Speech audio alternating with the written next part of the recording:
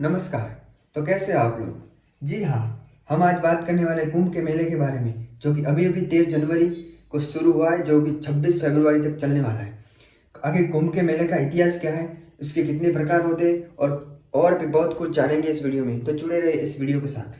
हमें ऋग्वेद में से जानकारी मिलती है कि कुंभ का मेला इतना पुराना है कि जब समुद्र मंथन हुआ और उसमें से जो कुंभ निकला था, यानी घड़ा, यानी हम उसको कलश कह सकते हैं, उस कलश में अमृत फल यानी जो कि अमरता को प्रदान करने वाला अमृत कलश में निकला था।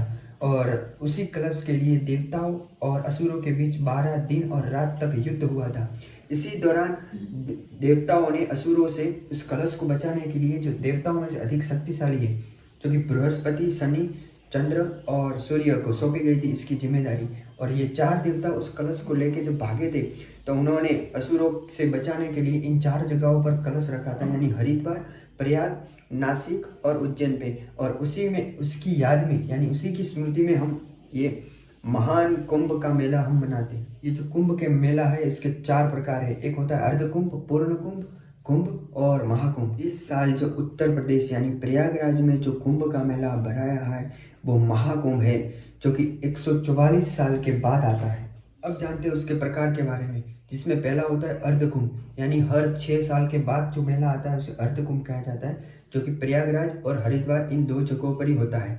दूसरा होता है कुंभ, यानी पूर्ण कुंभ उसे हम कह सकते हैं, जो कि 12 साल के बाद आता है। अब हम बात करने वाले हैं महाकुंभ के बारे में, जो कि 12 पूर्ण कुंभ के बाद यानी 144 साल के बाद आता है, जो केवल प्रयागराज में ही होता है। इसे हम अगर आसान भाषा में समझे तो हर 12 साल में प्रयागराज में पूर्ण कुंभ मेला लगता है। जब 11 पूर्ण कुंभ हो जाते और 12वां जो पूर्ण कुंभ होता है, उसी को ही हम महाकुंभ कहते हैं, जो कि प्रयागराज में लगता है, जो 144 साल के बाद आता है।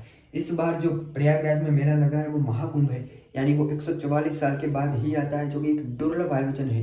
इसको हम बहुत ही ज़्यादा रेयर कह सकते हैं, क्योंकि अब हम उसको देख पाएंगे या नहीं, ये शायद कुछ कह नहीं सकते। अगर पौराणिक और धार्मिक ग्रंथों के अनुसार देखें तो कुंभ मेले का आयोजन राजा हर्षचंद्र के राज्यकाल में, यानी ईस्वीसन पूर्व करीब 664 के आसपास किया जाता था, जिसकी जानकारी हमें चीनी यात्री जो ह्यूएन सांग थे उसके पुस्तक में से मिलती है।